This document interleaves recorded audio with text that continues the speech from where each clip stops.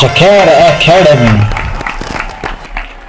Hello welcome back to Jacar Academy. So ಇವತ್ತಿನ ವಿಡಿಯೋದಲ್ಲಿ ನಾವು SSLC ತರಗತಿಗೆ ಸಂಬಂಧಿಸಿದಂತೆ तृतीय भाषा हिंदी अति इंपॉर्टेंट पाठ 13 महिला की साहसगाथा पाठ के प्रश्न और उत्तरों को देखेंगे। तो यहाँ पर आप देख सकते हैं बिछेंद्री पाल जी का चित्र है और यह जो चित्र दिख रहा है एक सांदर्भिक चित्र है। ಯಾವಾಗ ಅಂದ್ರೆ ಬಿಚೇಂದ್ರಿ ಪಾಲ್ ಅವರು ಎವರೆಸ್ಟ್ ಮೇಲೆ ಏರಿದಾಗ ಒಂದು ಕಾಲ್ಪನಿಕ ಚಿತ್ರ ಹೀಗಿರಬಹುದು ಅಂತ। ಸೊ ಬನ್ನಿ ಪ್ರಶ್ನೆ ಉತ್ತರಗಳತ್ತ ಸಾಗೋಣ। ಮುಖ್ಯ ಪ್ರಶ್ನೆ ಒಂದನ್ನು ನೋಡುವುದಾದ್ರೆ एक वाक्य में उत्तर लिखे ಎನ್ನುವಂತ ಪ್ರಶ್ನೆಯನ್ನ ಕೇಳಲಾಗಿದೆ। पहला प्रश्न है बिछेंद्री पाल को कौन सा गौरव प्राप्त है ಎನ್ನುವಂತ ಪ್ರಶ್ನೆಯನ್ನ ಕೇಳಲಾಗಿದೆ। जिसका सही उत्तर होगा बिछेंद्री पाल को एवरेस्ट की चोटी पर चढ़ने वाली पहली भारतीय महिला होने का गौरव प्राप्त है। प्रथम ಭಾರತೀಯ ಮಹಿಳೆ ಅಂತ ನಾವು ಅವ್ರಿಗೆ ಏನ್ ಕರಿತೀವಿ, ಎವರೆಸ್ಟ್ ಮೇಲೆ ಏರಿರುವಂತ ಪ್ರಥಮ ಭಾರತೀಯ ಮಹಿಳೆ ಎನ್ನುವಂತ ಗೌರವಕ್ಕೆ ಅವರು ಪಾತ್ರರಾಗಿದ್ದಾರೆ।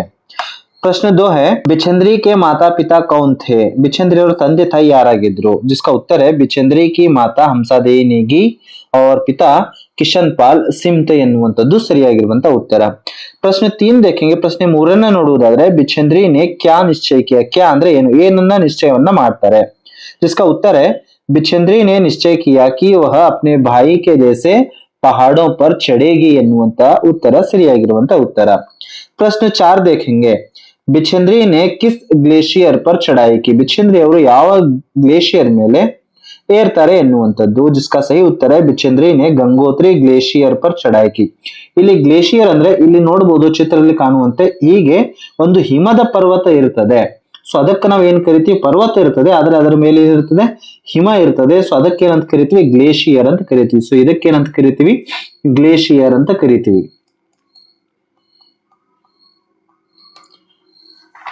प्रश्न 5 देखेंगे। सन 1983 में दिल्ली में कौन सा सम्मेलन हुआ था। कौन सा ಅಂದ್ರೆ ಯಾವ ಸಮ್ಮೇಳನವಾಗಿತ್ತು 1983ರಲ್ಲಿ।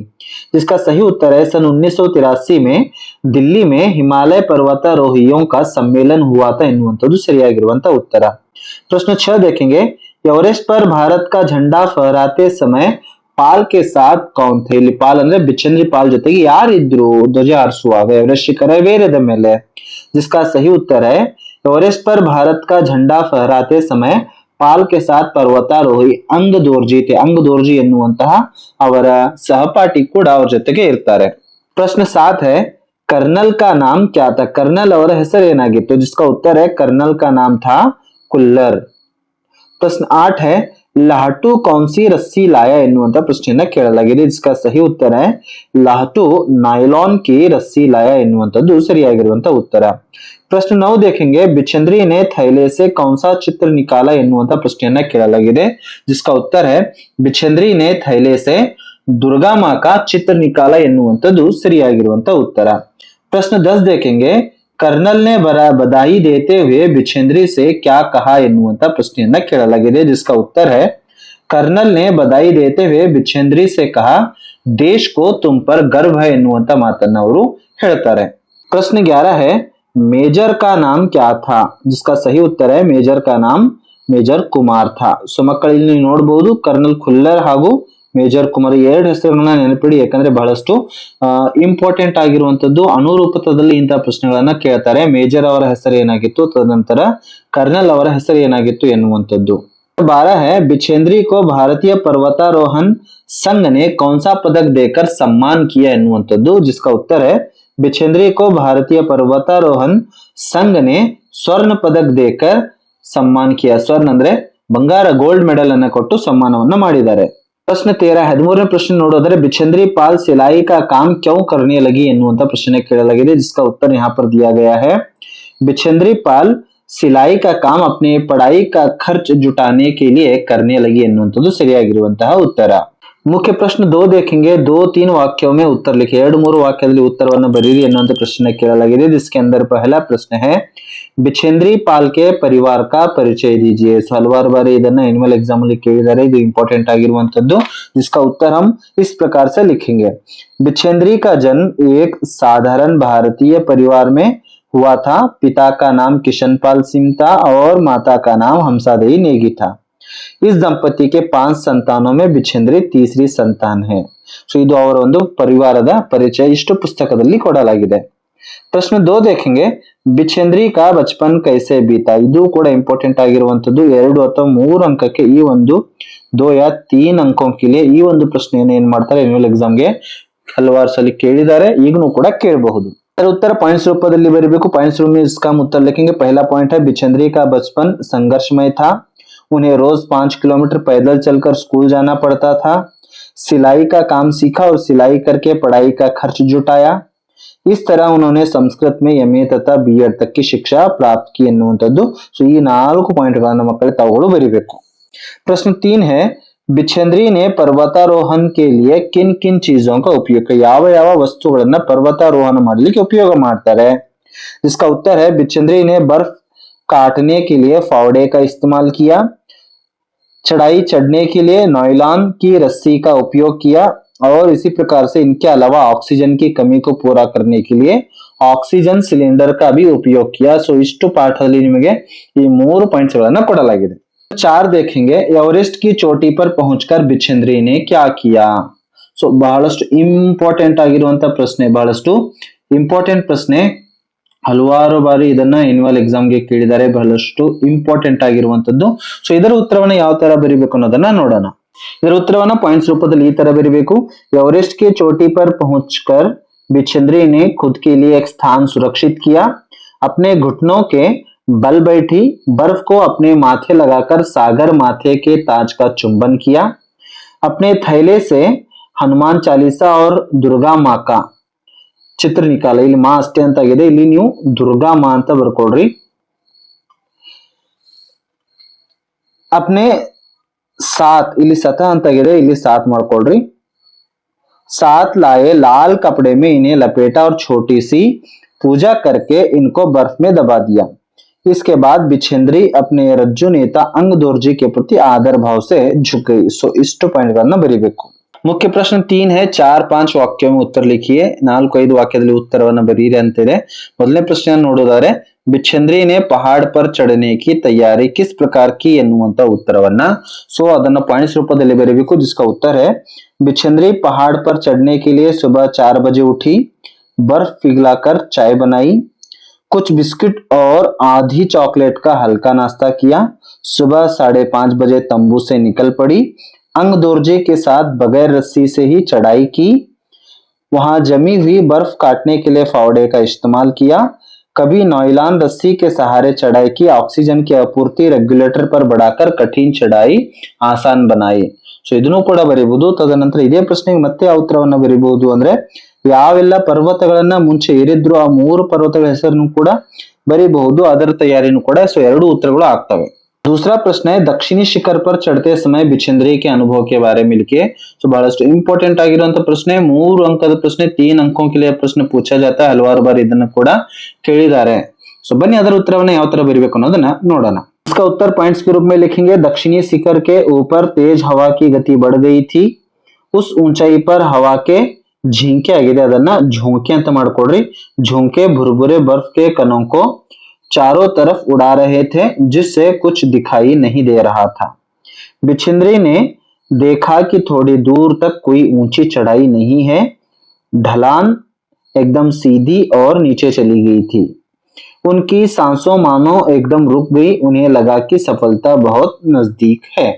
ಸೊ ಇಷ್ಟು ಪಾಯಿಂಟ್ಗಳು ಅವರ ಅನುಭವವನ್ನ ದಕ್ಷಿಣ ಶಿಖರದ ಮೇಲೆ ಸೌತ್ ಕೋಲ್ ಮೇಲೆ ಇರ್ತವೆ ಸೊ ಅದನ್ನ ಬರೀಬೇಕು ಪ್ರಶ್ನೆ 3 है प्रस्तुत पाठ से क्या संदेश मिलता है ಅಥವಾ ಇದೇ ಒಂದು ಪ್ರಶ್ನೆನ ಮತ್ತೆ और ಪ್ರಶ್ನೆ ಯಾವ ತರ ಕೇಳಬಹುದು ಅಂದ್ರೆ महिला की साहसगाथा पाठ से क्या सीख मिलती है क्या संदेश मिलता है ಎನ್ನುವಂತದ್ದು ಕೂಡ ಈ ತರನು ಕೂಡ ಕೇಳಬಹುದು ಸೊ ಹಲವಾರು ಸಲ ಇದು 2 ಅಂಕದ ಪ್ರಶ್ನೆ ಹಲವಾರು ಬಾರಿ ಇದನ್ನ 2 अंक के लिए यह प्रश्न भी पूछा गया 2 ಅಂಕಕ್ಕಾಗಿ ಈ ಒಂದು ಪ್ರಶ್ನೆಯನ್ನು ಕೂಡ ಕೇಳಿದ್ದಾರೆ ಸೊ ಬನ್ನಿ ಅದರ ಉತ್ತರವನ್ನ ಯಾವ ತರ ಬರೀಬೇಕು ಅನ್ನೋದನ್ನ ನೋಡೋಣ इस पाठ से साहस गुण दृढ़ निश्चय अथक परिश्रम मुसीबतों का सामना करना आदि इत्यादि आदर्श गुण सीखते हैं हिमालय की ऊंची चोटियों के बारे में जानकारी प्राप्त कर सकते हैं ಇಲ್ಲಿ ಪ್ರಪಟ ಅಂತ ಆಗಿದೆ ಸೊ ಸ್ವಲ್ಪ ಮಿಸ್ಟೇಕ್ ಆಗಿದೆ ಅದನ್ನ ಪ್ರಾಪ್ತ ಅಂತ ಮಾಡ್ಕೊಳ್ಳಿ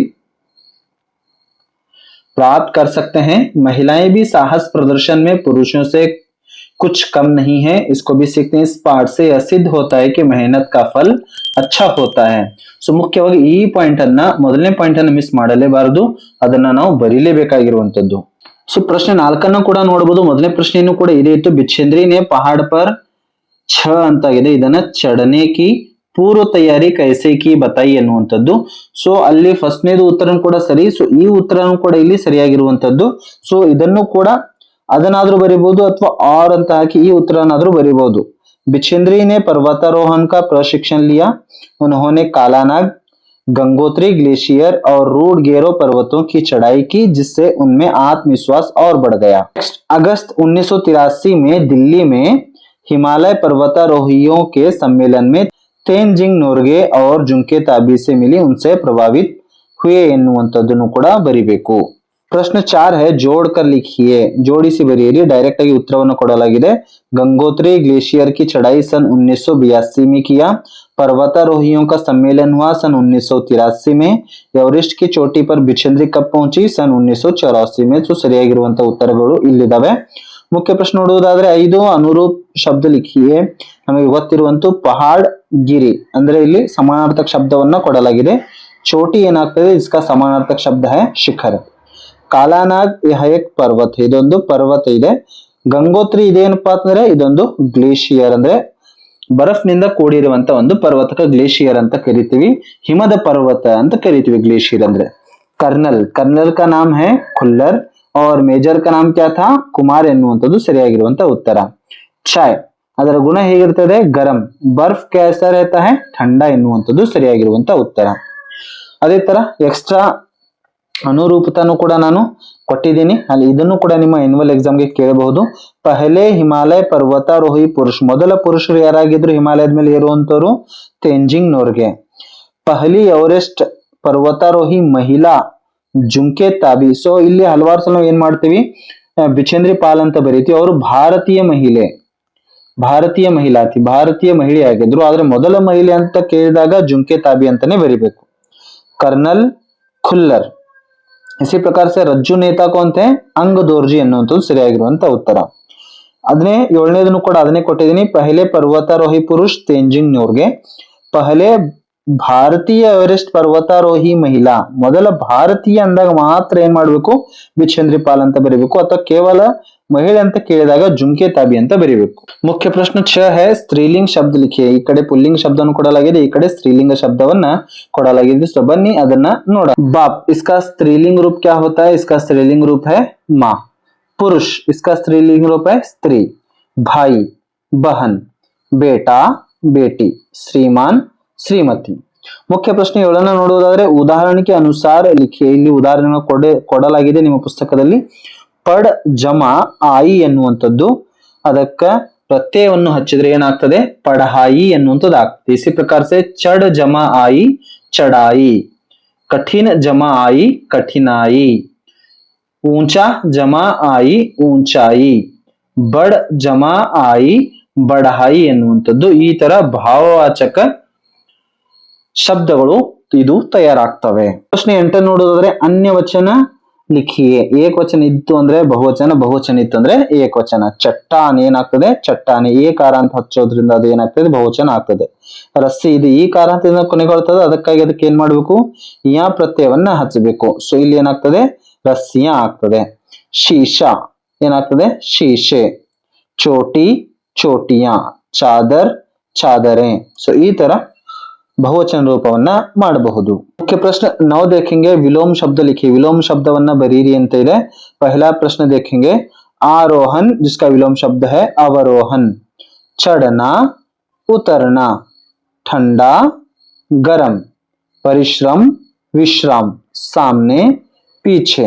ಪ್ರಶ್ನೆ 10 ನೋಡೋದಾದ್ರೆ ಸಮಾನಾರ್ಥಕ ಶಬ್ದ ಲಿಖಿಯೇ, ಪರ್ಯಾಯವಾಚಿ ಶಬ್ದ ಅಂತ ಕರಿತೀವಿ, ಸಮಾನಾರ್ಥಕ ಶಬ್ದ ಎರಡು समानार्थक शब्दवನ್ನ ಕೊಡಲಾಗಿದೆ। चोटी, समानार्थक शब्द है शिखर या फिर शीशा।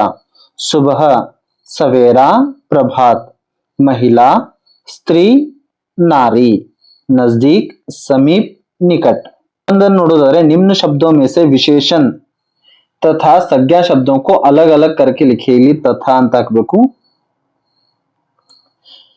ಸೊ ಇಲ್ಲಿ ಮಧುರ ಸ್ವರ ಅಂತ ಎನ್ನುವಂತ ಒಂದು ಶಬ್ದ ಕೊಡಲಾಗಿದೆ. ಇದರಲ್ಲಿ ಸಂಜ್ಞಾ ಶಬ್ದ ಯಾವುದು, ತದನಂತರ ವಿಶೇಷಣ ಯಾವುದು ಅಂತ ನೋಡ್ಕೊಂಡು ಬರಬೇಕು. ಸೊ ಈ ಒಂದು ಶಬ್ದದಲ್ಲಿ ಸ್ವರ ಏನಾಗ್ತದೆ, ಸಂಜ್ಞಾ ಶಬ್ದ ಆಗ್ತದೆ. ಅದೇ ತರ ಮಧುರ ಏನಾಗ್ತದೆ, ವಿಶೇಷಣ ಎನ್ನುವಂಥದ್ದು. ಕರ್ಕಶ್ ಆವಾಜ್, ಇದರಲ್ಲಿ ಆವಾಜ್ ಎನ್ನುವಂಥದ್ದು ಸಂಜ್ಞಾ ಶಬ್ದ ಆದ್ರೆ ಕರ್ಕಶ್ ಎನ್ನುವಂಥದ್ದು ವಿಶೇಷಣ. ಬಡ ಸಾಧು, ಸಾಧು ಎನ್ನುವಂಥದ್ದು ಸಂಜ್ಞಾ ಶಬ್ದ, ಇದು ವಿಶೇಷತೆಯನ್ನು ಸೂಚಿಸುತ್ತದೆ. ಬಡ ಎನ್ನುವಂಥದ್ದು ವಿಶೇಷಣ. ಥಂಡಿ ಹವಾ, ಗಾಳಿ ಹೇಗಿದೆ, ತಂಪಾಗಿದೆ. ಗಾಳಿ ಎನ್ನುವಂಥದ್ದು ಸಂಜ್ಞಾ ಶಬ್ದ, ಥಂಡ ತಂಪ್ ಎನ್ನುವುದು ಅದರ ವಿಶೇಷತೆಯನ್ನು ಸೂಚಿಸುತ್ತದೆ. ಸೊ ಅದಕ್ಕಾಗಿ ಅದು ವಿಶೇಷಣ. ಇದನ್ನ ನೋಡುವುದಾದ್ರೆ ನಾಯ್ಲಾನ್ ಕಿ ರಸ್ಸಿ, ರಸ್ಸಿ ಸಂಜ್ಞಾ ಶಬ್ದ है और नायलॉन क्या है, यह विशेषण शब्द है. मुख्य प्रश्न 12 ನೋಡುವುದಾದ್ರೆ अनेक शब्द के लिए एक शब्द दिए गए हैं, ढूंढ कर लिखिए. ಸೊ ಇದನ್ನು ಕೂಡ ವ್ಯಾಕರಣದಲ್ಲಿ MCQ ಕ್ವಶನ್ ಇರ್ತಾವಲ್ಲ, ಅಲ್ಲಿ ಇಂತ ಒಂದು ಪ್ರಶ್ನೆಗಳನ್ನ ಕೇಳುವಂತ ಚಾನ್ಸಸ್ ಇರ್ತದೆ. ಏಕಲ್ ಶಬ್ದ ಲಿಖಿ ಎನ್ನುವಂಥದ್ದು. ಸೊ ಅಲ್ಲಿ ಇದು ಬಹಳಷ್ಟು ಇಂಪಾರ್ಟೆಂಟ್ ಆಗಿರುವಂತದ್ದು. ಇದನ್ನ ಒಂದ್ ಕಡೆ ಬರ್ಕೊಂಡಿಟ್ಕೊಳ್ಳಿ ಹಾಗೂ ನೋಡ್ತಾ ಇರಿ ಅವಾಗ ಎನ್ಯುವಲ್ ಎಕ್ಸಾಮ್ ಸಮೀಪ ಬಂದಾಗ. ಸೊ ಬನ್ನಿ ಅದರತ್ತ ಸಾಗೋಣ. जहां पहुंचाना जा सके उसको हम कहते हैं दुर्गम. मास में एक बार आने वाला मासिक. जो कभी न मरे उसको हम कहते हैं अमर. अच्छे चरित्र वाला सच्चरित्र. जो आंखों के सामने हो प्रत्यक्ष. जो स्थिर रहे स्थायी. जिसे क्षमा न किया जा सके अक्षम्य. जो वन में घूमता हो वनचर. जिसका संबंध पश्चिम से हो वह होता है पाश्चात्य. जो उपकार मानता हो कृतज्ञ ಎನ್ನುವಂಥದ್ದು. मुख्य प्रश्न 13 देखेंगे, कन्नड़ या अंग्रेजी में अनुवाद कीजिए ಎನ್ನುವಂಥದ್ದು. ಕನ್ನಡ ಅಥವಾ ಆಂಗ್ಲ ಭಾಷೆಯಲ್ಲಿ. ಸೊ ಇಲ್ಲಿ ನಾವು ಕನ್ನಡದಲ್ಲಿ ಮಾಡಿದೀವಿ. ಮೊದಲನೇ ಪ್ರಶ್ನೆ ಏನಿದೆ, बिच्छेंद्री का जन्म एक साधारण परिवार में हुआ था. ಇಲ್ಲಿ ನಾವು ಬರೆಯೋದಾದ್ರೆ ಕನ್ನಡದಲ್ಲಿ ಬಿಚ್ಚೇಂದ್ರಿ ಅವರ ಜನನ ಒಂದು ಸಾಧಾರಣ ಕುಟುಂಬದಲ್ಲಿ ಅಥವಾ ಪರಿವಾರದಲ್ಲಿ ಆಯಿತು ಎನ್ನುವಂತ ಸರಿಯಾಗಿರುವಂತ ಉತ್ತರ. ಎರಡನೇ ಪ್ರಶ್ನೆ ಏನಿದೆ, ಬಿಚ್ಚೇಂದ್ರಿ ಕೋ ರೋಜ್ ಪೈದಲ್ ಅಂತ ಆಗ್ಬೇಕಿದು. ಪೈದಲ್ ಚಲ್ಕರ್ ಸ್ಕೂಲ್ ಜಾನಾ ಪಡ್ತಾ ಥಾ ಎನ್ನುವಂಥದ್ದು. ಕನ್ನಡದಲ್ಲಿ ನೋಡೋದಾದ್ರೆ ಬಿಚ್ಚೇಂದ್ರಿ ಅವರು ಪ್ರತಿದಿನ ಶಾಲೆಗೆ ನಡೆದು ಹೋಗಬೇಕಾಗಿತ್ತು ಎನ್ನುವಂಥದ್ದು ಸರಿಯಾಗಿರುವಂತ ಉತ್ತರ. ಪ್ರಶ್ನೆ 3 देखेंगे, दक्षिणी शिखर के ऊपर हवा की गति बढ़ गई थी. ಕನ್ನಡದಲ್ಲಿ ದಕ್ಷಿಣ ಶಿಖರದ ಮೇಲೆ ಗಾಳಿಯ ರಭಸ ಹೆಚ್ಚಾಗಿತ್ತು. प्रश्न 4 ನೋಡುವುದಾದ್ರೆ मुझे लगा कि सफलता बहुत नजदीक है. कन्नड़ में अनुवाद इस प्रकार से होगा, ನನಗೆ ಅನಿಸಿತು ಸಫಲತೆ ತುಂಬಾ ಸಮೀಪದಲ್ಲಿದೆ ಎಂದು. 5वां देखेंगे, एवरेस्ट की चोटी पर पहुंचने वाली प्रथम भारतीय महिला थी. ನಾನು ಎವರೆಸ್ಟ್ ಶಿಖರ ತಲುಪಿದ ಮೊದಲ ಭಾರತೀಯ ಮಹಿಳೆಯಾಗಿದ್ದೆ ಎನ್ನುವಂಥದ್ದು. ಸೊ ಮಕ್ಕಳು, ಇದಾಗಿತ್ತು ಅತಿ ಇಂಪಾರ್ಟೆಂಟ್ ಆಗಿರುವಂತ ಪಾಠ SSLC ಇಂದ. ಸೊ ಇಂಥ ವಿಡಿಯೋಗಳನ್ನ ಮತ್ತೆ ನೋಡ್ಲಿಕ್ಕೆ ಜಕಾರ್ ಅಕಾಡೆಮಿನ ತಪ್ಪದೆ ಏನ್ ಮಾಡಿ ಅಂದ್ರೆ ಸಬ್ಸ್ಕ್ರೈಬ್ ಅನ್ನ ಮಾಡಿ. ಹಾಗೂ ಇನ್ನು ಕೆಲವೊಂದಿಷ್ಟು ದಿನಗಳಲ್ಲಿ ನಾವು ಏನ್ ಮಾಡ್ತೀವಿ, ಅತಿ ಇಂಪಾರ್ಟೆಂಟ್ ಆಗಿರುವಂತದ್ದು ಆನ್ಯುವಲ್ ಎಕ್ಸಾಮ್ಗೆ 24-25 ಆನ್ಯುವಲ್ ಎಕ್ಸಾಮ್ ಅಲ್ಲಿ ಯಾವೆಲ್ಲ ಇಂಪಾರ್ಟೆಂಟ್ ಪ್ರಶ್ನೆಗಳು ಬರಬಹುದು ಎನ್ನುವಂತ ವಿಡಿಯೋನು ಕೂಡ ರಿಲೀಸ್ ಮಾಡ್ತಾ ಇರ್ತೀವಿ. ಸೊ ಇದನ್ನ ನಿಮ್ಮ ಫ್ರೆಂಡ್ ಜೊತೆಗೆ ಹಾಗೂ ನಿಮ್ಮ ವಿದ್ಯಾರ್ಥಿಗಳಿಗೆ ಶೇರ್ ಮಾಡಿ. ಮತ್ತೆ ನಾವು ಭೇಟಿಯಾಗೋಣ ಮುಂದಿನ ವಿಡಿಯೋದಲ್ಲಿ. ಜೈ ಹಿಂದ್.